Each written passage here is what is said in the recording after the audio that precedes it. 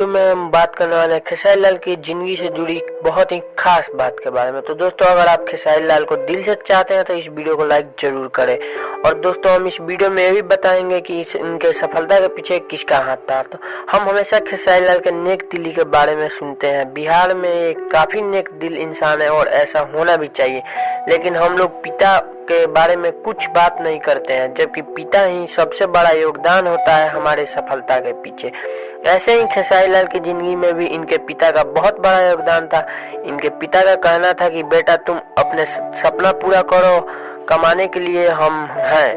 और इस तरह खेसारी लाल ने मेहनत कर कर कुछ पैसा जमा किया और कुछ अपने पिता से लेकर एल्बम निकालने की शुरू कर दी।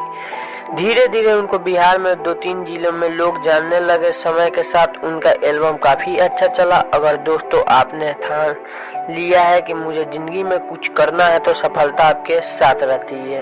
इसी तरह कुछ खास हुआ खेसारी लाल के साथ। उनको सन 2011 में उनकी पहली फिल्म साजन चले ससुराल रिलीज हुई और दर्शक का काफी प्यार मिला उन्हें, और वे फिल्म बहुत ही सुपरहिट हुई और खेसारी लाल का सारा मेहनत का फल एक ही फिल्म में मिल गया। तो दोस्तों, अगर आपको वीडियो पसंद आए तो वीडियो को लाइक करें, सब्सक्राइब करें, शेयर करना ना भूलें।